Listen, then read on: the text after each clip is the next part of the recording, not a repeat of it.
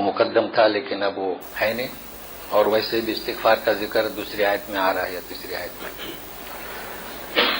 اور وہ جو بتایا تھا نا آپ کو کہ عثمان رضی اللہ تعالیٰ عنہ رس میں مصحف عثمانی، تو ان صاحب نے سوال کیا تھا نا، تو آپ کو وہ مکمل عبارت بتاتا ہوں. تو سورہ ناس کے بعد پہلا صفحہ جن کے پاس عربی پرنٹ ہے وہ دیکھیں، وہ بھی بہت اہم ہے تاکہ ایک پورا پیراگراف آپ کو معلوم ہو جائے گا. آج تک ہمیں نے اتنا ہی بتلایا کہ بے روایت حفص عن عاصم، اور پھر یہ بتلایا کہ یہ اتباع کس کی، عثمان غنی رضی اللہ عنہ کے پاس جو قرآن ہے جمع کیا تھا اس کی.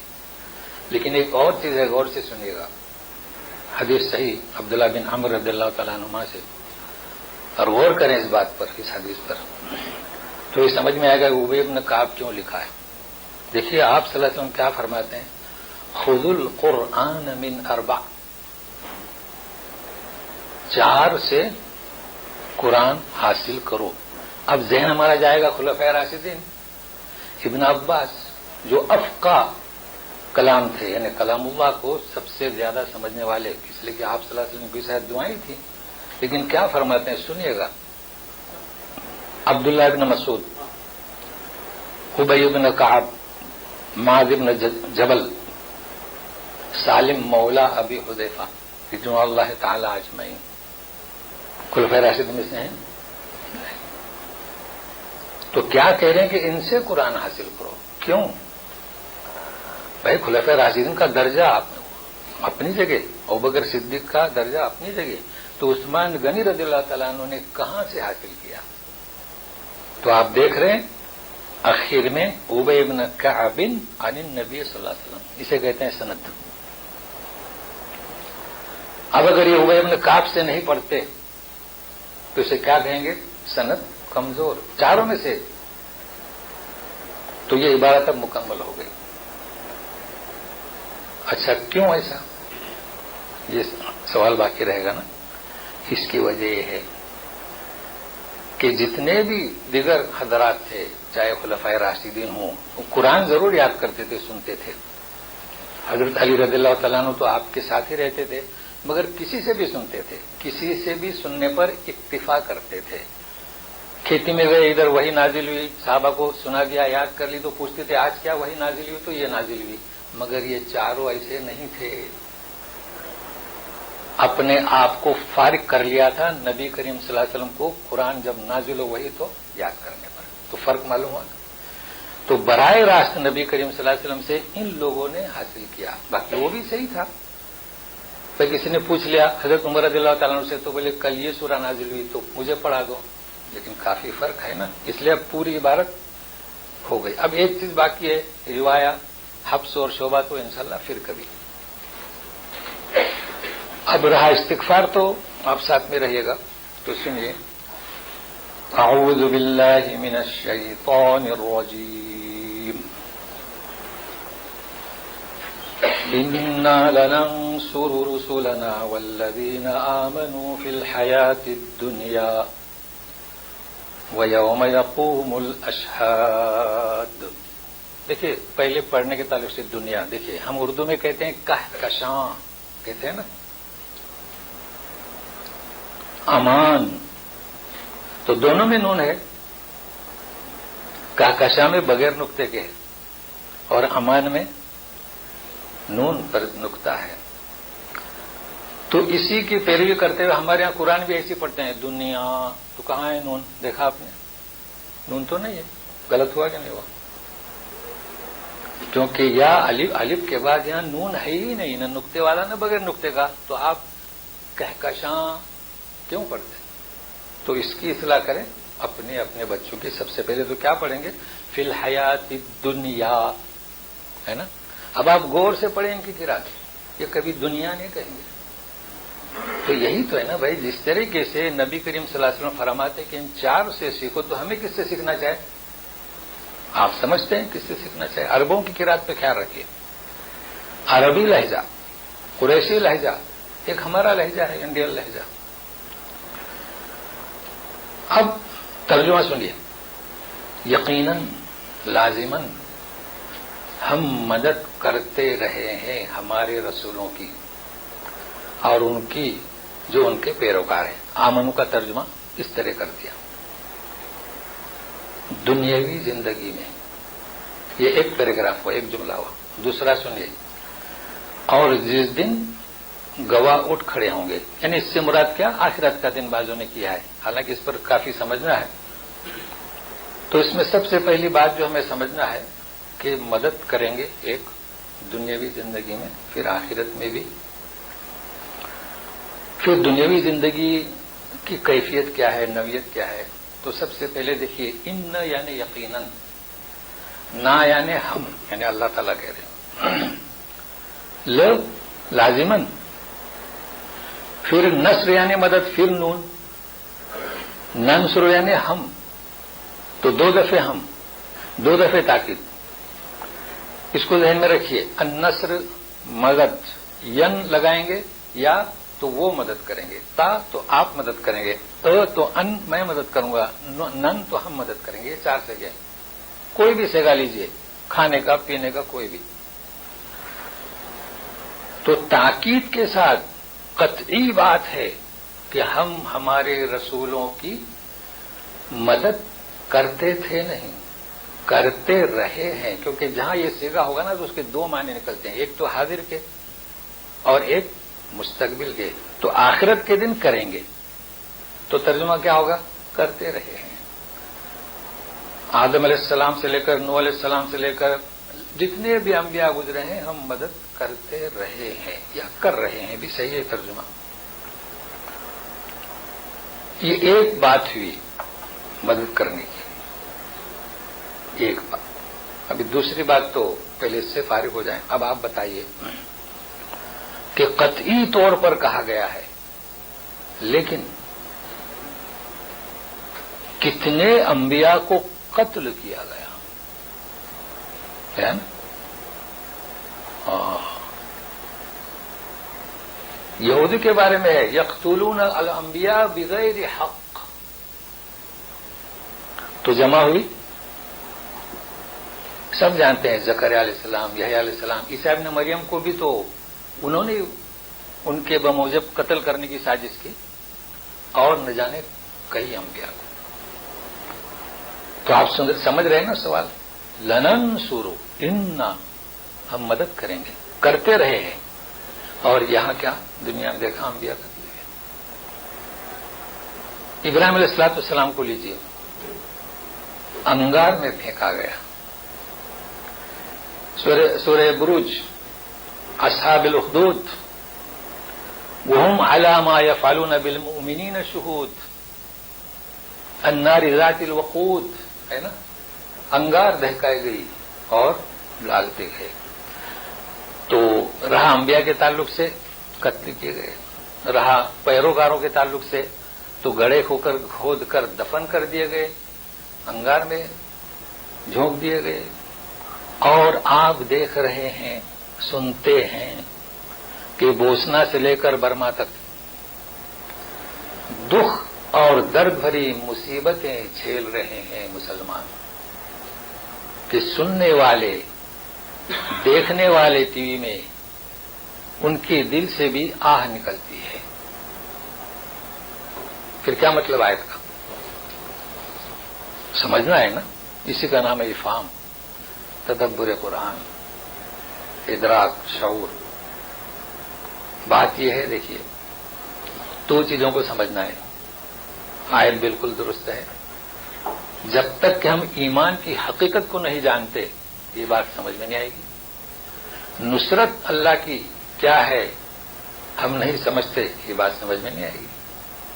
دیکھیے ایمان، ٹھیک ہے نا؟ ایمان کسے کہیں؟ ایمان کا ایک دائرہ ہے. جو شخص ایمان کے دائرے میں ہے، یوں سمجھے کہ اس کا وجود ہے، وہ کچھ ہے. کیوں؟ تو ایمان ہے. ایک طرف موسیٰ علیہ السلام، ایک طرف آل فرعون. آل فرعون ایمان سے محروم تھا، ایمان کے دائرے سے خارج، اس کا وجود ہی نہیں. اب یہ کیوں نہیں وجود؟ سورہ زخرف میں آپ پڑھیں گے 77 آیت میں آئے گا انشاءاللہ. وہ جہنم میں کہیں گے کہ یا ونادو یا مالک لیقضی علینا ربک تمہارے رب سے کہو کہ ہمیں موت دے دے. کیوں؟ فائدہ کیا ان کا وجود ہی نہیں، ایمان سے خارج رہے یہ. تو اس وقت جتنے بھی گھوم رہے ہیں، آرام و عیش کی زندگی بسر کر رہے ہیں، ایمان کے میدان سے خارج ہے، ان کا کوئی وجود ہی نہیں حقیقت میں. تو اب آپ سمجھیں گے کہ مسلمان کیسے بھی ہیں، دکھ درد جھیل رہے ہیں، مگر یقین مانیے کہ ان کا وجود ہے. انہیں مکہ سے نکال دیا گیا ہے نا، نکال دیا گیا، برما سے نکال دیا گیا، اسپین سے نکال دیا گیا، اپنے آبائی وطن سے جہاں ان کی پیدائش ہوئی تھی، اپنے رشتہ داروں سے، اپنی جائیداد سے. لیکن حقیقت یہ ہے کہ یہی کامیاب ہے، ان کا وجود ہے. جس وقت ابراہیم السلام آگ میں جھونکے جا رہے تھے اس وقت بھی وہ فاتح تھے. بظاہر نمرود کی فتح نظر آ رہی تھی، اصل نمرود شکست میں تھا، کیونکہ اس کا وجود ہی ختم ہونے والا تھا. ایک رسول آئے. جس وقت مکہ سے لوگ جا رہے تھے، پہلے تو حبشہ گئے، پھر واپس آئے، پھر حبشہ گئے، پھر مدینہ گئے. تو یہ جس وقت جا رہے تھے اگرچہ اپنی زمین چھوڑ رہے تھے، مگر یہ فاتح تھے. اور مشرکین کیا تھے؟ شکست کھا رہے تھے. یہ بات ہے. تو یہ نقطہ سمجھ لیجیے. ایک اور نقطہ سمجھیے، کیسے نہیں اللہ مدد کرتے ہیں؟ اللہ مدد کرتے ہیں. اللہ کی مدد تھی. موسیٰ علیہ السلام اور بنی اسرائیل جس وقت تکلیف اٹھا رہے تھے اس وقت بھی فاتح تھے، جب نکلے تو بھی فاتح ہیں. لیکن ایک مثال اور دیتا ہوں، بالکل آسانی سے سمجھ جائیں گے. کبھی ایسا ہوتا ہے کہ جو دعوت کا پیغام دیتا ہے، جیسے انبیاء، آپ یہ نہ سمجھے کہ وہ قتل کر دیے کہ دعوت ختم ہو گئی. نہیں، دعوت بلکہ بڑھتی ہے، پھلتی اور پھولتی ہے. کئی ایسے مثال ہیں. میں خالد بن ولید کی مثال دیتا ہوں. کون تھے؟ ابو سفیان کی، اکرمہ ابن ابو جہل کی. کون تھے؟ دشمنان اسلام تھے. خالد بن ولید تو سبب بنے غزوہ احد میں شکست کا. تو یہی چیز یعنی دشمنی مسلمانوں کے ساتھ کیے، مسلمانوں کا وجود تھا، آخر میں کیا ہوا؟ ایمان لائے. اب بتاؤ شکست کسے ہوئی؟ جنگ احد میں شکست کسے ہوئی؟ شکست مسلمانوں کو نہیں ہوئی. ان کے اندر ایک جذبہ پیدا ہوا کہ میری وجہ سے مسلمانوں کو یہ نقصان ہوا ہے، تو اس کی تلافی کے لیے انہوں نے جو معرکے انجام دیے ہیں، اور آپ جانتے ہیں ان کی تاریخ. تو کہنے کا مقصد یہ کہ آپ دیکھتے رہیے، جب بھی کوئی دائی اگر قتل کر دیا جائے تو اس کی دعوت پھیلتی ہے. کیا نام ہے اس کا؟ لنن سورو. ایک اور مثال تاکہ اس آیت کو آپ سمجھیں. آپ بتلائیں کہ کیا یہ اللہ کی مدد نہیں ہے؟ جس وقت جو دکھ بھری داستان آپ دیکھ رہے تھے، کیا مقصد تھا ان کا؟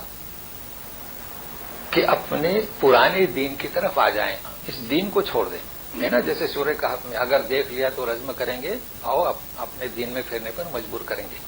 مگر انہوں نے اللہ کے لیے اپنی سرزمین کو چھوڑا، تو اپنے بستی کو چھوڑنا گوارا کیا. جو بچے ملے، حال ہی میں جو حالات ہوئے ہیں، لیے اور چلے آئے. کہاں؟ مجہول سرحد کے پار آ کر جھوپڑیوں میں پڑے ہیں، خیموں میں. اللہ کی مدد ہے کہ نہیں؟ مگر کسی کی مجال تھی کہ کہے کہ ٹھیک ہے آپ کا مذہب میں قبول کرتا ہوں، یہ بھی ایک مدد ہے. اور آپ دیکھ رہے ہیں اللہ تعالیٰ ہمارے سب بچوں کو محفوظ کر رکھے. لیکن جب ان کی گرفت میں آتی ہیں، یہی وہ اللہ کی مدد ہے. نہیں، لا الہ الا اللہ. ہم جو اس میدان میں ہیں ایمان کے، خارج نہیں ہوں گے. کیوں؟ اللہ کی مدد. ایک عورت نازک رہتی ہے، اکیلے باہر نہیں جا سکتی، لیکن ایسے وقت میں بھی اس کی ہمت کہاں سے آتی ہے؟ لننصر رسلنا والذین آمنوا. تو یہ سمجھ لیجیے. اچھا، اب ایک اور بات، پھر تیسری بات شروع کرتے ہیں. دیکھیں، ہمارا جو ہندوستان میں جو طریقہ کار ہے ہمارا، کئی چیزیں ایسی ہیں کہ ہم ہندوؤں سے متاثر ہوئے، اور کئی چیزیں ایسی ہیں کہ شیعہ سے. بھائی اتنے سال حکومت کی مغلوں نے، تو اس میں شیعہ بھی تھے. پھر اس کے بعد برٹش بھی آئے تقریباً 150 سال. آپ جانتے ہیں ہر ایک کا یہ تو نعمت سمجھیے، ورنہ آج ہم یا شیعہ ہوتے یا سنی ہوتے. کیونکہ ہمارے جو حکومت کی مغلوں نے دین سے ان کی کوئی دلچسپی نہیں تھی. اب تاریخ جانتے اسکول میں پڑھایا جاتا ہے, ہمارے شیعہ بھی تھے. نہ کسی نے شیعہ کی ترویج کی, نہ کسی نے جو ہمارا جو مذہب تھا کیا ایسے کہتے ہیں اہل سنت کا, انہوں نے تو محنتیں دوسری طرف کی. کنیزیں 200-250 رکھنا یہ ان کے لیے فخر کی بات تھی. اسی میں لگے رہے, آپس میں جنگ بھی کرتے رہے, وہ بھی مسلم یہ بھی مسلم. وہ تو ہم بچے رہے تو سب شیعہ ہو جاتے اور مسیح بھی نہیں ہو سکے. پھر جو محنت کی ہے اللہ تعالیٰ کی توفیق جو ہمارے یہاں علماء کرام نے محنت کی ہے. تو کہنے کا مقصد یہ ہے کہ ہمارے یہاں کہہ رہا تھا کہ کچھ ایسی شیعہ کی بھی باتیں ہیں ہم اسے دین سمجھ رہے ہیں, یہ میں بتانا چاہتا ہوں. کچھ ہندوانہ رسم ہے شادی بیان میں ہم اسے دین سمجھ رہے ہیں. اب میں کیسے بتاؤں؟ اچھا عوام میں نے عوام کی بات نہیں کر رہا ہوں, جو اسکالر ہیں ان کی بات کر رہا ہوں. دیکھیے ہمارے منزلوں پر لکھا ملے گا لی خمسۃ اطفی بحر الوباء الحاتمہ, بھئی یہ تو شیعہ ہے. مطلب ہے کہ 5 ہی ہیں میرے لیے کہ ہم جو ہیں اس سے اپنی آگ مٹاتے ہیں. کتنے؟ 5. اب آپ بتائیے کہ وہ 5 کون سے؟ المصطفیٰ والمرتضیٰ اور فاطمہ و ابناہما, یہ 5 ہو گئے. آپ شیعہ ہیں؟ یہ مثالیں لکھتی ہوئی ہیں. اور یا حسین یا محمد یہ کہاں سے آیا؟ لیکن میں آپ ادیبوں کی بات بتاتا ہوں, سنیے. شعر بہت مشہور ہے, ابھی ہی محرم گزرا ہے. محرم میں یہ اخباروں کی زینت بنتا ہے, ٹی وی کی, اسٹیج کی. وہ کیا شعر ہے سبوں کو یاد ہوگا, قتل حسین اصل میں مرگ یزید ہے. سنے ہوں گے نا جی. ہندوستان کے بہت ہی سیاسی اور سماجی اور مذہبی, مگر یہ آیا کہاں سے؟ شیعہ سے آیا. تو کیا کہہ رہا تھا؟ قتل حسین اصل میں مرگ یزید ہے, اسلام زندہ ہوتا ہے ہر کربلا کے بعد. ذرا سنیے اس پہلے مصرع کا مفہوم. قتل حسین مرگ یزید کیا مطلب؟ ہمارے یہاں جو بستی میں بچے ہمارے نڈر ہوتے ہیں, ڈرتے نہیں, سانپ گھس آئے نا تو اس کا پیچھا کر کے مار دیتے ہیں. تو ہمارے یہاں مثال قائم ہو گئی کہ سانپ کو مرنا ہے تو بستی میں آ جاتا ہے, کچھ چھوڑتے نہیں جی. تو اس شعر کا مطلب یہی ہے کہ قتل حسین ہوا تو یزید کی موت ہوئی. اب آپ بتائیں کہ قتل حسین کی وجہ سے یزید کی موت کہاں ہوئی؟ یزید تو اپنے تخت پر پراجمان تھا کہ نہیں؟ کچھ بھی نہیں ہوا. اس نے اپنے ایام پورے کیے, اسے غسل دیا گیا, کفن دیا, جنازے کی نماز بھی پڑھی گئی. اچھے لوگ تھے, اللہ مغفر لہ ورحمہ. تو شعر کہاں جڑتا ہے؟ اچھا دوسری چیز, اسلام زندہ ہوتا ہے ہر کربلا کے بعد. تو کیا کربلا سے پہلے اسلام مرا ہوا تھا؟ یہ بھی عجب بات ہے. اسلام مرتا ہے. اسلام تو ان الدین عند اللہ اسلام. اسلام کیسے مرے گا؟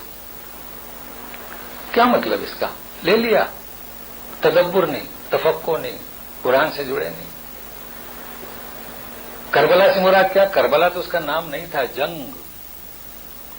اچھا اسلام کے بارے میں حدیث ہے کہ اسلام پھیلا غریب تھا, بدا غریباً.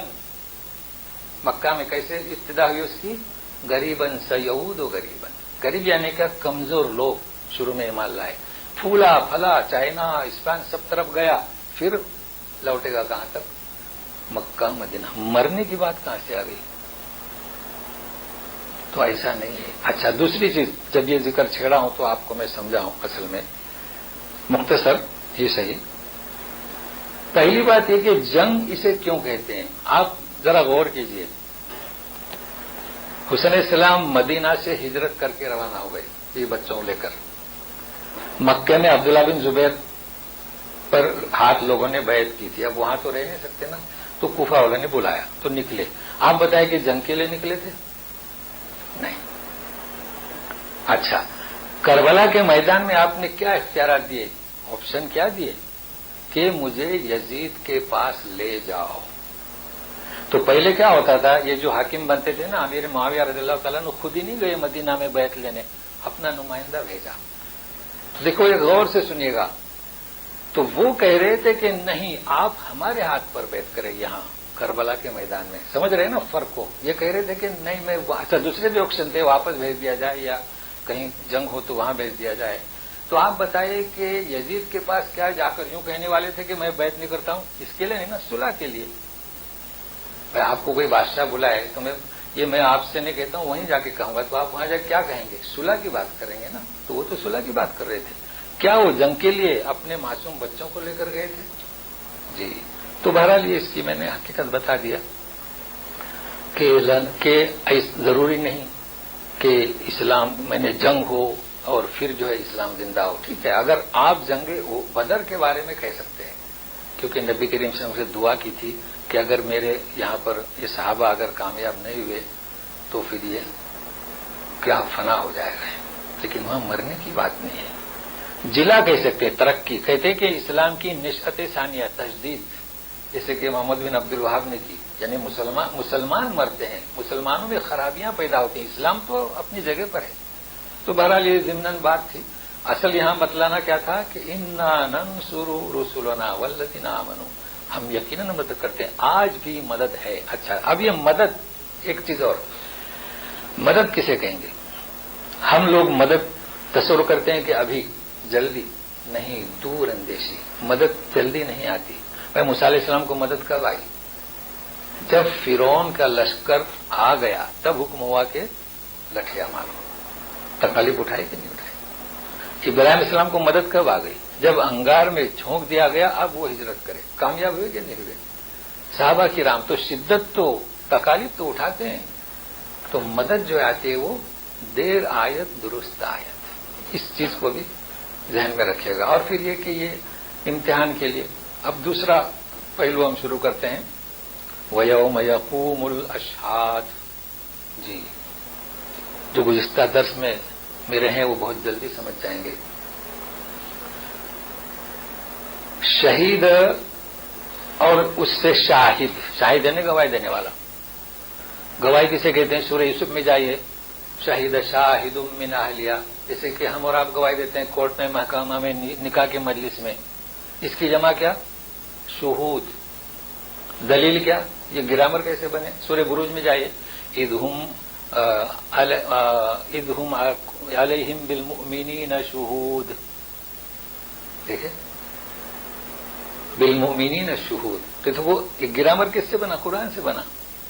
قائد کی جمع قود، وہم النار ذات الخدود، وہم قعود. تو کہہ یہ چاہتا ہوں کہ اشہاد اب کس کی جمع؟ اچھا، ایک اور جمع آپ کو بتایا تھا، شہید. شہید کی جمع کیا؟ شہداء. تو شاہد کی جمع شہود، ڈکشنری قرآن کی. اور شہید دو ہیں، ایک ہم اور آپ. یہ جو قرآن پر اگر آپ محنت کریں گے، اس رسول اللہ کے دین کو پہنچائیں گے، یہ شہید نہیں.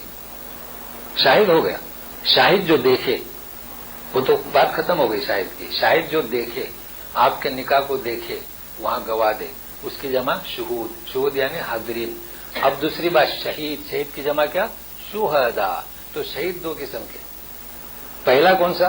اللہ کے رسول صلی اللہ علیہ وسلم بھی شہید، آپ بھی شہید، ہم بھی شہید. آپ اور ہم شہید کیسے؟ الا قد بلغت، میں نے اس دین کو پہنچایا. جو اس دین کو پہنچاتا ہے وہ کیا؟ شہید. اور جو معرکے میں اپنی جان لڑاتا ہے وہ شہید. لیکن وہ شہید کب؟ وہ اس نے اس قرآن کی گواہی دی. شہید کے معنی گواہی دینا. اسے شاہد نہیں کہیں گے. گواہی دی اور جب آخری مرتبہ آیا، تبلیغ کی، عمل کیا تو جان بھی دے دی. تو دو شہید. تو ان کی دونوں کی جمع کیا؟ شہداء. ہے نا قرآن شریف میں شہداء. لیکن یہ اشہاد ہے کہ نہیں اشہاد؟ تو یاد رہے گا نا، شہید شاہد من اہلیہ، اس کی جمع شہود. ڈکشنری قرآن کی بروج ہے نا. اور جو اس پیغام پر محنت کرتے ہیں وہ شہید. ایک اور اسی چالو کر دیں. جی، شہداء. اب یہ سنیے گا کہ یہ کیا اشہاد کس کی جمع ہے؟ چھوڑ دیں.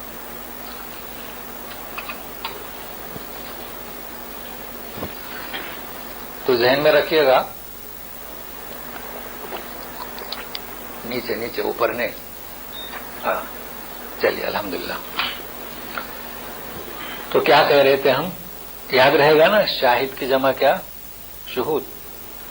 اچھا، یہ ہمارے یہ عربی شعور بھی عربی لفظ ہے، لیکن شعور اسم ہے. شعور کیا ہے؟ اسم ہے. جیسے وقود، وقود یہ اسم ہے، تو اسم بروزن فعول شعور، اور جب جمع ہوگی تو شہود. اس کو بھی یاد رکھیں. اب سنیے گا، میں ترجمہ کیے کہ آخرت کے دن بھی اللہ مدد کریں گے، مگر اللہ تعالیٰ آخرت کے دن نہیں فرما رہے ہیں. کیا فرما رہے ہیں؟ یوم یقوم الاشہاد، جس دن گواہ اٹھ کھڑے ہوں گے. تو 4 گواہ ہوئے. ایک گواہ جو آپ کے نکاح میں حاضر ہو، شاہد. ایک گواہ جو اس قرآن کی دعوت کو پھیلائے، دین کی دعوت کو پھیلائے، یہ بھی شہید. ایک جان دے دے، یہ بھی شہید. اب یہ اشہاد.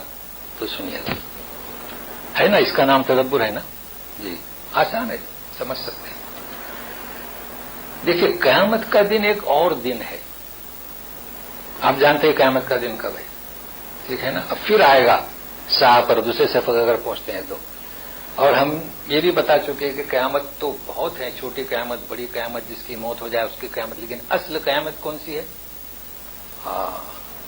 آخرت کا پہلا دن، سور پھونکے جانے کے بعد رب کے حضور پیشی، اب جنت یا دوزخ، یہ قیامت کا دن.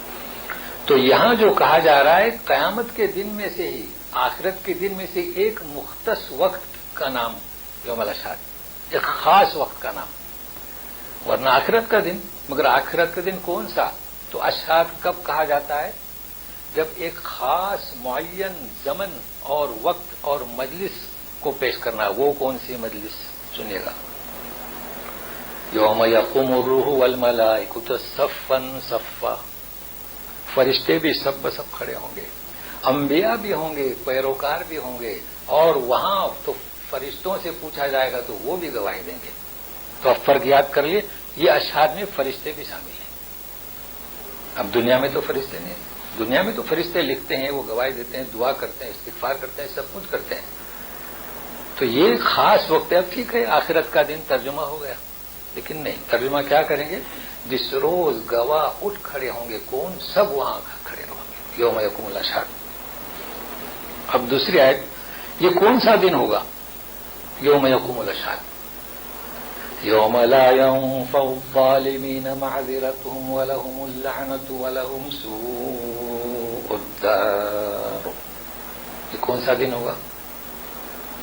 جس دن یہ کھڑے ہوں گے، سب اٹھ کھڑے ہوں گے، فرشتے بھی ہوں گے. اب تو ذہن میں رکھیے گا کہ فرشتے بھی کھڑے ہوں گے. ظالمین کو ان کا عذر کرنا نفع نہیں دے گا، ایک چیز، اور ان پر لعنت، دو چیز، اور ان کا برا ٹھکانہ. اب ظالمین کسے کہیں گے؟ ظالمین جو قرآن میں سورہ لقمان میں جائیے، لقمان علیہ السلام اپنے بیٹے کو نصیحت کرتے ہیں، یا بنی لا تشرک باللہ ان الشرک لظلم عظیم. شرک سب سے بڑا ظلم ہے. تو چونکہ یہ مشرک تھے، شرک کرتے تھے، اب کفر بھی اسی میں آ گیا، شرک اور کفر. تو یہ اگر وہاں عذر کریں گے تو ان کا عذر قبول نہیں. کہ بھائی کیا عذر کریں گے؟ کہ ہم تک دعوت نہیں پہنچی. نہیں، دنیا میں ہر ایک تک دعوت پہنچی ہے، لہذا ان کا عذر وہاں بالکل نہیں چلے گا. لیکن دوسری بات ہے وَلَهُمُ اللَّعْنَةُ. اچھا، اس کو ذہن میں رکھیے، فرشتے بھی وہاں گواہ دیں گے ان کے خلاف کہ دعوت پہنچی تھی، ہمارے حمایت میں دعوت دیں گے، خلاف بھی دعوت دیں گے یا گواہی دیں گے. تو یہ فرشتے جو ہیں وہاں اس جگہ پر حاضر رہیں گے. اب ان کے اوپر لعنت. اب لعنت اور دوسرا برا ٹھکانہ. برا ٹھکانہ تو آپ جانتے ہیں کہ دار سے مراد گھر بھی ہے، دروازہ بھی ہے. جہنم ایک برا ٹھکانہ ہے. اللہ تعالیٰ تمام مسلمانوں کو محفوظ رکھے، خطاؤں کو درگزر کرے. لیکن لعنت جو ہے یہاں پر میں آپ کو بتاؤں کہ لعنت کے معنی ہوتے ہیں اللہ تعالیٰ کی رحمت سے دوری، پھٹکار. ہم اردو میں پھٹکار کہتے ہیں. تو ان پر لعنت کیوں؟ اس لیے کہ اللہ کے ساتھ انہوں نے شریک کیا. لعنت. اب رہا سوال، لعنت کلام پاک میں بھی ہے، حدیث شریفہ میں بھی ہے. تو میں اس کو بتاتا ہوں، اور وہ اس لیے میں بتا رہا ہوں کہ یہاں جو لوگ آئے ہیں، یہاں لوگوں کی عادت بن گئی. آپ لوگ سنتے ہوں گے اللہ لعنت، سنتے ہیں نا، اکثر سنتے ہوں گے. کہیں ایسا نہ ہو کہ ہماری بھی عادت ہو جائے. تو سنیے گا، لعنت جو ہے سورہ عمران میں آپ کو 86 اور 87 میں ملے گا، اور سورہ بقرہ 161 میں ملے گا. یہ دو چیزیں بہت اہم ہیں، میں بتا رہا ہوں. اللہ تعالیٰ کا فرمان ہے واللہ لا یہدی القوم الظالمین، یہی وہ ظالم. پھر کیا ہے؟ جزاؤہم ان علیہم لعنۃ اللہ والملائکۃ والناس اجمعین. کس کی لعنت؟ اللہ، فرشتے، لوگ، لعنت اللہ. اچھا، حدیث میں بھی ہے تو غور سے سنیں. نبی کریم صلی اللہ علیہ وسلم، یعنی حدیث نبی کریم صلی اللہ علیہ وسلم فرماتے ہیں لعن اللہ السارق، چوری کرنے والے پر لعنت. تو قرآن شریف میں بھی ہے، حدیث شریف میں بھی ہے.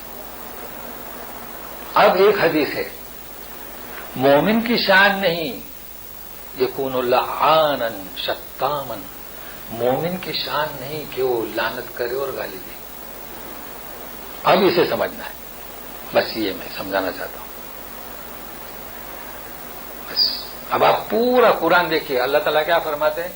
لا یہدی القوم الظالمین، ہے نا؟ لعن اللہ السارق، ان پر لعنت. کن پر؟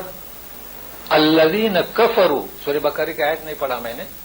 ان الذین کفروا وماتوا وهم کفار، کفر کی حالت میں مرے. اولئک علیہم لعنۃ اللہ والملائکۃ والناس اجمعین. اب آپ کے سمجھ میں آئے گا. دو باتیں سمجھے. لعنت کسی شخص کا نام لے کر نہیں کی گئی قرآن شریف میں. کس پر؟ ظالموں پر، کافروں پر. لہذا اس میں آپ سبق لیں کہ کسی کافر کو آپ یہ نہیں کہہ سکتے کہ تجھ پر لعنت. مثال بھی بتایا خالد بن ولید کی، اکرمہ بن ابی جہل کی. کسی کافر کو نہیں کہہ سکتے کہ تو جہنمی، تو پھر مسلم کو کیسے کہو گے؟ کیوں؟ اس لیے کہ وہ ابھی کافر ہے، کل ایمان لے آئے گا، جیسے کہ اکرمہ ابن ابی جہل ایمان لے آئے. تو یہ مثالیں آپ سمجھ رہے ہیں. اچھا، دوسری چیز، تو پھر لعنت کس پر؟ کافروں پر. وہ فرق ہے نا. مشرکوں پر، چوری کرنے والوں پر، یعنی ایک جماعت کا نام لیا جاتا ہے جو اس میں سے ہوگا اس پر. لیکن کسی شخص کو معین کر کے تو ابھی چور، کیا کسی کا نام نہ لیں. ایک شخص نے چوری کیا، اسے بھی نہ کہیں کہ تجھ پر لعنت. کیوں؟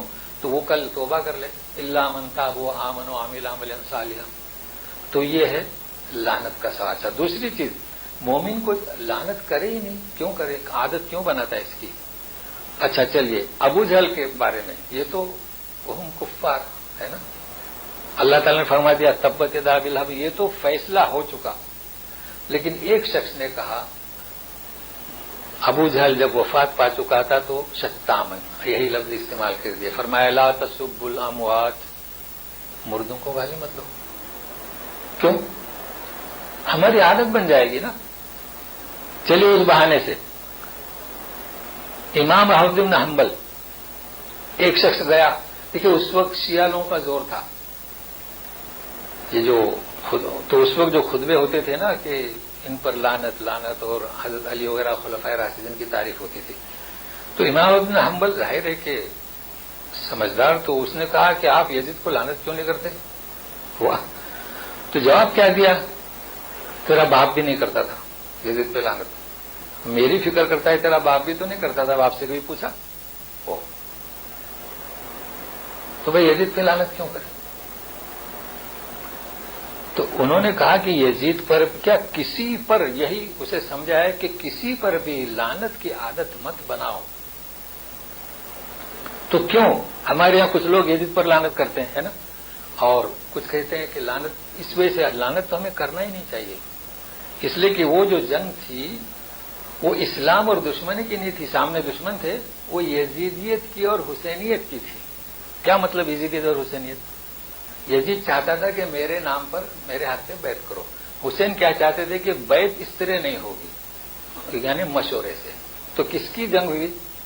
یزیدیت کی اور حسینیت کی. اسلام اور کفر کی جنگ نہیں تھی.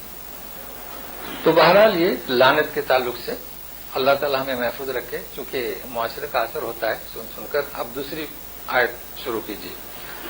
وَلَقَدْ آتَيْنَا مُوسَى الْهُدَى وَأَوْرَثْنَا بَنِي إِسْرَائِيلَ الْكِتَابَ.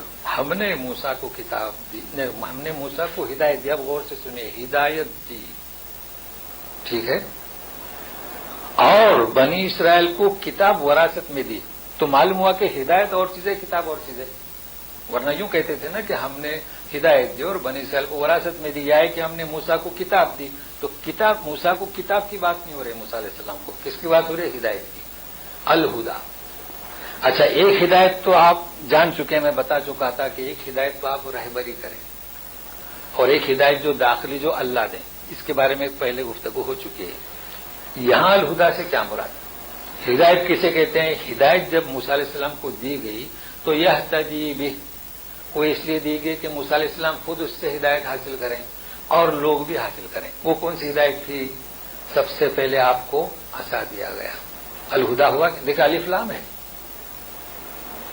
تو آپ نے اس سے ہدایت حاصل کی تھی. واقعی رب یا موسیٰ اننی انا رب. پھر ید بیضا، سفید ہوتا تھا، ہاتھ چمکتا تھا، اور دوسرے بھی معجزات دیے گئے. یہ ساری ہدایت موسیٰ علیہ السلام کو، تاکہ لوگ اس سے ہدایت حاصل کریں. اچھا، اب دیکھیے قرآن کی جامعیت، اسے بنی اسرائیل کی وراثت نہیں کہا گیا. اب اگر کوئی چاہے کہ مجھے اگر میرے پاس معجزہ ہو تو میں دعوت دوں گا، قرآن کی تعلیمات سے دور. معجزات وراثت میں نہیں ملتے. ملے بنی اسرائیل کو؟ ملے نہیں ملے. لیکن کچھ لوگوں کا ذہن ہے کہ میں کوئی عمل ایسا سیکھوں. بعض لوگ کہتے ہیں کہ چلیے جنات کا عمل سیکھیے، موکل قبضے میں کیجیے، اور پھر دین کی دعوت میں سہولت ہوگی. قرآن کی تعلیمات سے دوری. قرآن کی تعلیمات کے لیے معجزات کی ضرورت نہیں. اب سنیے، کتاب کو ہم نے وراثت میں دیا بنی اسرائیل کے. کیا مطلب؟ کتاب تو دی. کتاب کو کتاب کیوں کہا گیا؟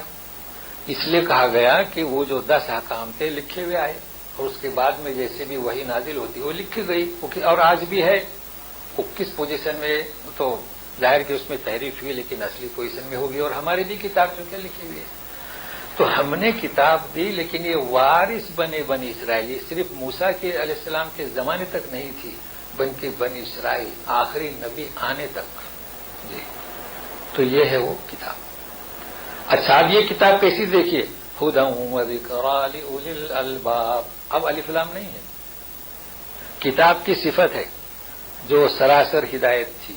اس میں ہدایت کی باتیں تھیں اور نصیحت کی باتیں تھیں. ذکر جانتے ہیں، یاد دہانی، کہ کسی چیز کو آپ بھول گئے تو کتاب کو کھولیں. لیکن کس کے لیے؟ اولی الالباب، عقل والوں کے لیے، دانش مندوں کے لیے. ظاہر ہے کہ ہماری کتاب ہے ھدی للمتقین، جنہیں آخرت کا خوف ہے اور جو سمجھدار ہیں. ورنہ جنہوں نے اپنے عقل کی آنکھوں پر پردہ باندھ رکھا ہے، پٹی باندھ رکھی ہے، تو وہ کیسے سیکھ سکتے ہیں؟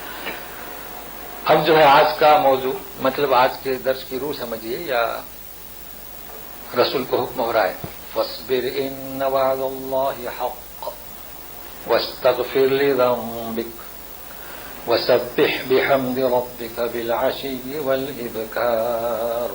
دیکھیے اتنے جملے ہیں، اس لیے میں نے وقف کیا ہوں. حکم ہو رہا ہے کہ صبر کرو. اللہ کا وعدہ سچ ہے. مغفرت طلب کرو. آپ کے گناہ کی کس سے خطاب ہو رہا ہے؟ رسول سے. اس لیے تھوڑا توجہ دیجیے اس طرف ابھی. اور تسبیح پڑھیے اپنے رب کے حمد کی، یہ بھی ایک اہم موضوع رہے گا. اور صبح و شام یا شام صبح. پہلی بات ہے کہ صبر کرو. صبر کسے کہتے ہیں؟ بھائی صبر کے معنی یہ ہے کہ خوشی کا موقع ہو، غم کا موقع ہو، دکھ ہو، مصیبت ہو، پریشانی ہو، تو اپنے آپ کو قابو میں رکھنا. یہ ہے صبر کے معنی لغت کے اندر، ڈکشنری میں. بھائی خوشی میں وہ انسان آپے سے باہر ہو جائے نہیں، تو ہوتا ہے نا، جیت گئے تو آپے سے باہر ڈانس شروع کر دیتے ہیں، ناچنا گانا. نہیں، کنٹرول میں رکھیں. تو یہ تو اس کے لغوی معنی ہوئے. شریعت میں اس کے معنی کیا؟ ایسا کوئی بھی موقع ہو، اللہ تعالیٰ دیتے ہیں خوشی کا، کبھی دکھ کا، تو معنی یہی اپنے آپ کو کنٹرول میں رکھے، لیکن شریعت کی حدود میں. خوشی منائے تو شریعت کی حدود میں، سوگ منائے تو شریعت کی حدود میں. دیکھیے شریعت کو کوئی شخص انتقال کر چکا ہے تو ابھی 3 دن آپ لوگوں کو دیں، آپ کو سے آ کر ملیں اور تعزیت کریں اب لوگوں نے یہ سمجھا کہ 3 دن کے بعد جائز ہی نہیں 3 دن کم از کم. اب جو لوگ باہر سے جاتے ہیں وہ چوتھے دن جائیں گے، سال کے بعد جائیں گے. یعنی مسائل میں فرق ہے نا. تو بہرحال یہ صبر. لیکن سوال یہ آتا ہے کہ نبی سے کہا جا رہا ہے صبر. تو سورہ احقاف پڑھیں گے انشاءاللہ 35 نمبر آیت. فاصبر کما صبر اولو العزم من الرسل. کیا کہا جا رہا ہے؟ اے رسول صبر کرو جیسے کہ اولو العزم رسولوں نے صبر کیا. اولو العزم آپ جانتے ہیں، نوح، ابراہیم، موسیٰ، عیسیٰ اور 5ویں نبی کریم صلی اللہ علیہ وسلم. مگر انہیں کہا جا رہا ہے کہ یہ اولو العزم 4. تو صبر کرنا اولو العزم انبیاء کی امتیازی صفات تھی، ہے نا جی. اور مومنین کی عادت. صبر کرنا ایک مومن کی عادت. تو صبر کیجیے. پہلے صبر.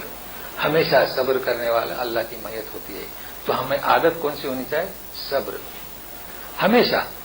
لیکن ابھی سنیے، غور سے سنیے. دیکھیے ہمارے درس میں آنے والے سنیں کس پر صبر کہا جا رہا ہے. دشمنوں کی اذیت پر صبر کریں. اذیت دے رہے ہیں نا، دیکھیے غور سے ساتھ میں رہیے. دشمن کے اذیت دے رہے ہیں. نمبر 2، یہ جو دشمن اور جو باطل اقتدار پر ہیں اس پہ صبر کیجیے. یہ کبھی غور کیا آپ نے؟ بھائی نمرود کے بارے میں اللہ تعالیٰ نے کیا کہا تھا؟ فرمایا مما آتاہ اللہ الملک. اللہ نے اسے ملک دیا. تو آپ اور ہم کیا یہ سمجھتے ہیں کہ ہم اس کے وارث ہیں کتاب کے؟ تو یہ جو باطل جو اقتدار پر ہیں کیا اللہ کی ایجاد کے بغیر ہوئے؟ اللہ نے انہیں دیا. یہ کیوں نہیں سوچتے؟ رسول سے کہا جا رہا ہے صبر. تو کس پر صبر؟ صبر ایک تو وہ ہے جو ہم واعظ میں بیان کرتے ہیں کہ نماز کے لیے سردی میں صبر، گرمیوں میں دھوپ پر صبر. وہ چیز نہیں بیان ہو رہی ہے. ہر ایک کا ایک پس منظر ہوتا ہے. جہاں نماز کا ذکر ہے، عبادت کا ذکر ہے، وہاں ٹھیک ہے. سردی ہو رہی ہے پھر بھی نکلیے، گرمی ہے پھر بھی نکلیے. آج کل تو اللہ نے گاڑیاں دی، ایئر کنڈیشن نکلیے. وہ بات نہیں ہو رہی، اس لیے میں نے اس کو نہیں چھیڑا. تو وہ بھی آپ کو یاد ہوگا. مگر یہ پس منظر کیا ہے؟ پس منظر دشمنوں کی اذیت پر. یہ باطل پرست اقتدار میں ہے. یہ کس نے کہا کہ باطل پرست اقتدار میں ہے کہ آپ ایک ٹولی لے کے ان کو ہلاک کرنے کی کوشش کریں؟ کہیں نہیں لکھا ہے. اس نقطے کو نوٹ کر لیں آپ. کسی بادشاہ کے خلاف تلوار اٹھانے کی نہ قرآن میں اجازت ہے نہ احادیث شریفہ میں. کیوں؟ مما آتاہ اللہ الملک. نمرود کو کس نے دیا؟ اللہ اپنی طرف منسوخ کر رہے ہیں. تو یہ جو اقتدار میں آتے ہیں کسی کی مجال ہے کہ کرسی پر پراجما ہو؟ نہیں ہو سکتے. اب یہ کیوں؟ آپ قرآن سے جڑیے.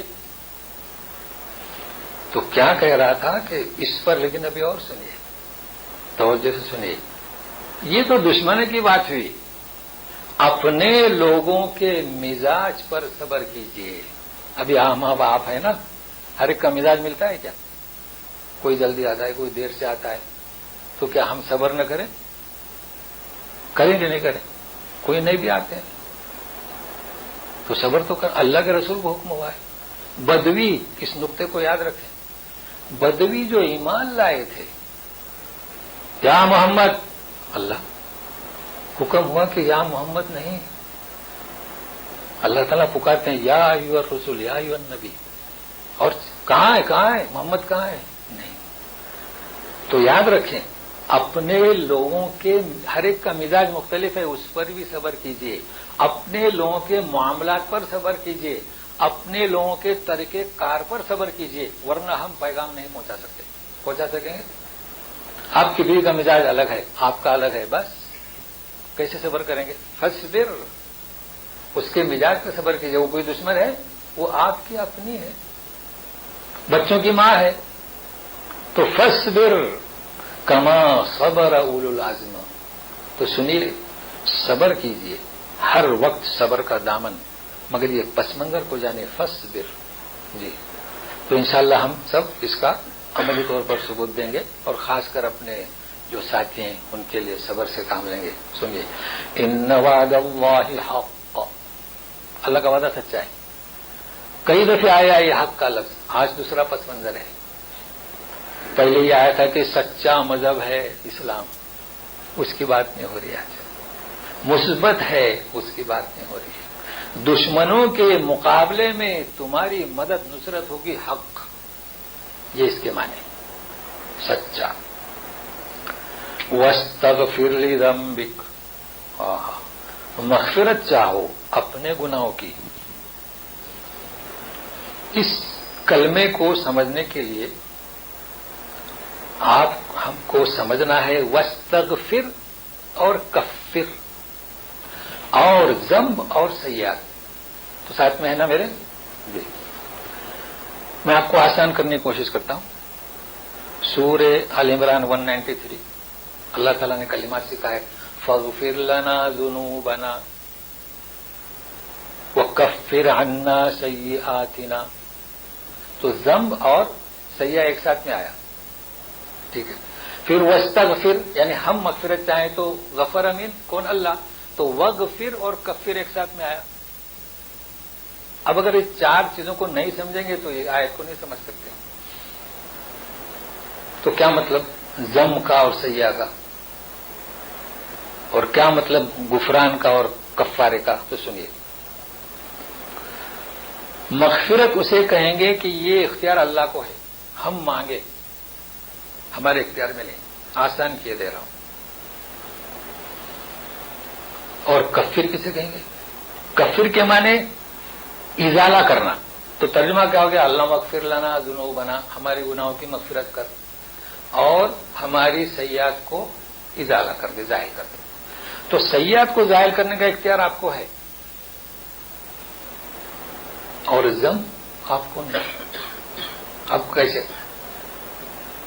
سورہ مائدہ 89 نمبر آیت، اگر کوئی قسم کھا لے تو فکفارتہ اطعام عشرۃ مساکین، ہے نا بھائی. قسم کھائی، بیوی سے ناراض ہو گئے، مہینہ بھر نہیں جاتے، اب اس کا ازالہ کیسے کرنا ہے؟ کفارتہ، کیا 10 مسکینوں کا کھانا، من اوسط ما تطعمون او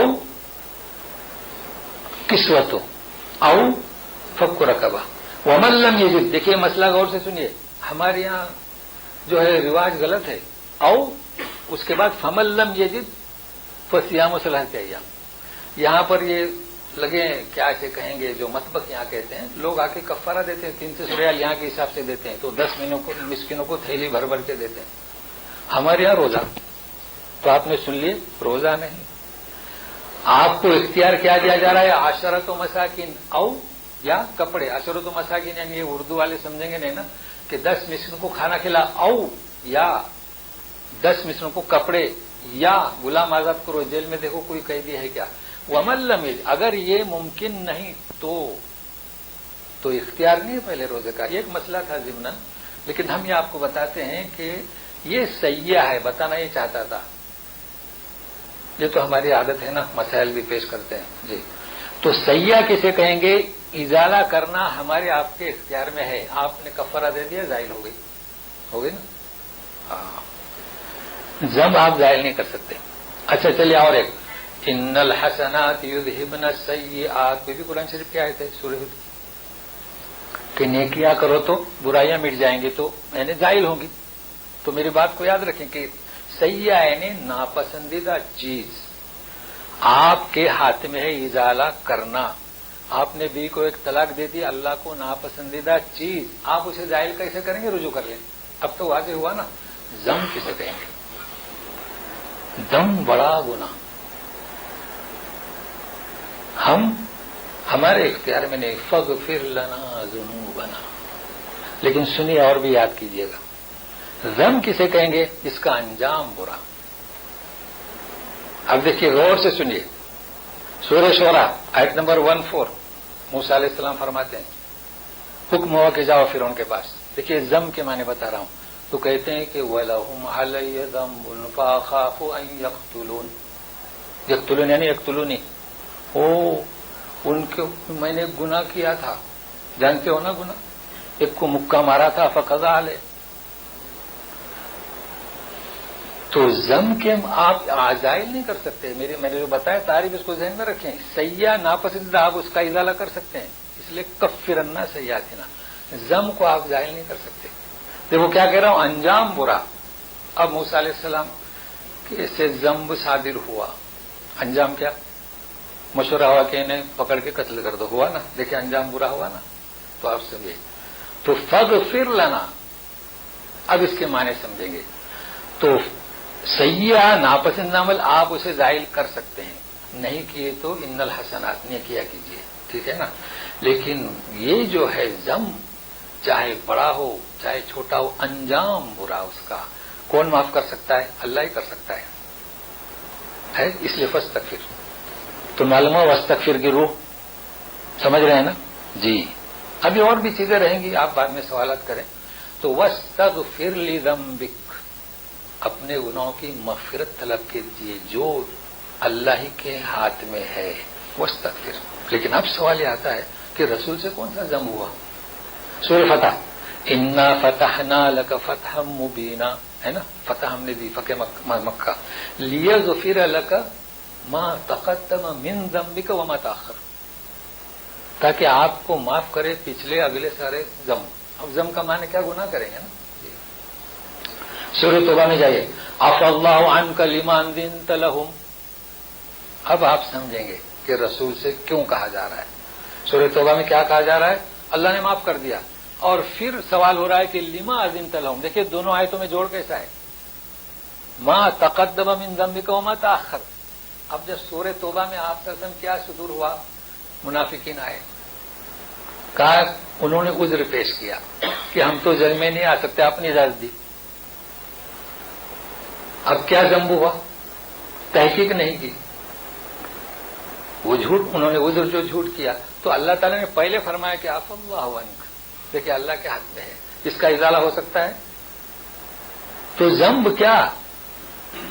بھائی نبی کریم صلی اللہ علیہ وسلم کا اجتہاد تھا کہ تحقیق کرنا ضرور نہیں سمجھا، چلیے تحقیق کر لیتے، معلوم ہوا کہ ان کے پاس عذر نہیں ہے تو اس کو جنگ کے میدان میں لے جا کر کیا کرو؟ صحیح ہے نا بھائی؟ جو بادل ناخواستہ جنگ کے میدان میں کیا لے جاؤں، جائیے، مگر اس کے اثرات غلط ہوتے تھے، اللہ تعالیٰ نے فرمایا کہ تحقیق کرو اور اجازت لے لو، لما اذنت لہم۔ تو اب آیت سمجھ میں آ گئی اس کی؟ اچھا، اب واستغفر لذنبک، اس کی روح کیا؟ پھر روح سمجھے کہ نہیں؟ روح کیا اس کی ہو سکتی ہے؟ استغفار کریں۔ تو لوگ استغفار کرتے ہیں کتنا؟ 100 دفعے، 200 دفعے، 300 دفعے کرتے ہیں استغفار۔ تو ایک بات دھیان میں رکھیے گا، استغفار کسے کہتے ہیں؟ اب اگر آپ استغفار کرتے ہیں آج سے، اس کے پہلے بھی کرتے آ رہے ہیں، لیکن اب رخ کو پھیر دیں۔ ہم نے بھی بچپن میں کیا استغفار، اب یہ استغفار کریں۔ کون سا؟ فاستغفر، یہ قرآنی استغفار۔ کون سا استغفار چل رہا ہے ہمارے یہاں پتہ ہے؟ شیخ کا دیا ہوا ہے نا؟ شیخ رکھتے ہیں کہ یہاں لوگ ہیں، کسی سے بیعت میں وہ شیخ دیتے ہیں، پہلے ابتدا میں 100 دفعے استغفار، پھر جب ترقی ہوگی تو پھر 300، ایسے لا الہ 100 دفعے، بعد میں ترقی ہوگی تو الا اللہ، بس اللہ کی ضرورت نہیں، اور جب بالکل اس کے پختہ شاگرد ہوں گے تو ہو یہ استغفار نہیں چاہیے۔ یہ کیسے قبول ہوگا استغفار؟ اور کون سا؟ سورہ ہود کی 3 آیتیں بتایا تھا میں، 3، 51 اور 61۔ فاستغفروا ربکم ثم توبوا الیہ۔ تو توبہ کے معنی کیا؟ رجوع۔ آدم علیہ السلام کے بارے میں کیا ہے؟ فاستغفر ہے یا تاب ہے؟ تاب، کیونکہ ان کے اس میں سرزد ہوا تھا سیئہ، اللہ کو ناپسندیدہ، اس کا ازالہ کس سے؟ رجوع کیا۔ ان الحسنات یذہبن السیئات۔ تو استغفار کیسے کریں گے؟ قرآن استغفار کریں، شیخ والا نہ کریں۔ یہ عجب مسئلہ ہو گیا ہے، اصل میں سمجھ میں نہیں آ رہا۔ دیکھو بیعت کسے کہیں گے؟ کہ خلیفہ اپنا نمائندہ بھیجتا تھا، مگر آج کچھ دوسری بیعت شروع ہو گئی ہے، مولانا کے نام پہ بیعت کیجئے، میں گناہ نہیں کروں گا، یہ نہیں کروں گا، شاگرد ہو گئے، 100 دفعے ذکر کیجئے، بعد میں پھر بڑھا دیا جائے گا، اس کا نام بیعت نہیں ہے، اس کو بھی ذہن میں رکھیے گا۔ تو یہ جو جی ہاں، رسی لے کے 40 آدمی ہوتے ہیں نا، 40-50، تو رسی پکڑ لو یا صافہ پکڑ لو، چادر پکڑ لو، اور پھر عورتوں کا مسئلہ ہے تو چادر ہی دیتے ہیں پکڑنے، یہ طریقہ کار ہے، یہ نہیں ہے بیعت اصل میں۔ وہ جو خلفاء راشدین آتے تھے، مسجد میں بیٹھتے تھے تو لوگ مصافہ کرتے تھے۔ تو بہرحال یہ ضمنی بات تھی، ابھی ہم اور کرتے ہیں، اور بھی پوچھ سکتے ہیں، وقت نہیں ہمارے پاس، لیکن دیکھیے ضم کے معنی میں نے واضح کیا، اور کفارہ کے معنی کیا؟ ازالہ۔ اور غفران کے معنی معاف، اللہ ہی کر سکتا ہے، مٹاتا ہے. اور پھر سیاح کے معنی ناپسندیدہ، اور ذم کے معنی انجام برا. پھر اسم کے معنی کیا؟ بھائی اسم بھی ہے نا. تو اسم کے معنی یہ ہیں کہ جو خیر کام سے روکے، بھلائی کے کام سے. اگر آپ اس قدر منہمک ہیں ان کھیلوں میں، کرکٹوں میں، جمعہ کے دن، تو یہ آپ کو خیر کے کاموں سے روکے گا. بہرحال جب اسم آئے گا تو اس پر ہم گفتگو کریں گے. اب یہ جملے سے فارغ ہوتے ہیں. وَسَبِّحْ بِحَمْدِ رَبِّكَ بِالْعَشِيِّ وَالْإِبْكَارِ، اور تسبیح پڑھیے اپنے رب کے حمد کی صبح شام یا شام صبح. یہ اپنی عادت ہو گئی کہ صبح شام، قرآن شریف میں لکھا ہوا ہے شام صبح. اس لیے شام صبح کیوں؟ اس لیے کہ دن ہمارا شروع ہوتا ہے مغرب سے. بھئی یہ جمعہ اب کب تک چلے گا؟ مغرب تک. پھر کون سا شروع ہوگا؟ ہفتے کا. تو ہفتے کے دن رات میں جو آپ پڑھیں گے وہ کون سا؟ ہفتے کے دن کا، یعنی شنیچر کا. لیکن اس کو میں نے بھی پہلے وضاحت کر چکا ہوں، لیکن غور سے سنیے گا. تسبیح کے کیا معنی اور حمد کے کیا معنی؟ غور سے ساتھ رہیے. اللہ تعالیٰ ہمیشہ فرماتے ہیں سبح بحمد ربک. کیا مطلب سبح؟ دیکھیے لا الہ، سمجھ لیجیے یہ سبح، الا اللہ یہ حمد، یعنی ایک منفی اور ایک مثبت. تو ہم کہتے ہیں سبحان اللہ، اللہ پاک ہے، تو منفی ہوا نا، یعنی اللہ میں کوئی عیب نہیں. امام غلطی کرتا ہے کہتے ہیں کہ سبحان اللہ، ٹھیک ہے نا. ابھی خواتین کوئی ذات نہیں. چل ایک اور خواتین کیا کریں گے اگر امام غلطی کر رہا ہے تو یہ. تو خواتین تھی کہ نہیں مسجد میں پھر کہ نہیں تھی؟ تدبر. اگر خواتین نہیں ہوتی تو ایسا حکم کیوں آتا شریعت؟ بہرحال مسئلہ آج کا سنیے، وہ پھر کبھی گفتگو کریں گے. کہ سب بھی سبحان اللہ پاک ہے، تو پھر مثبت تو کہو. بھائی آپ کہیں گے لا الہ لا الہ تو یہ ذکر چلے گا. کیا کہنا پڑے گا؟ الا اللہ. تو کہو الحمدللہ رب العالمین، یہ ہے اپنے رب کے حمد کی.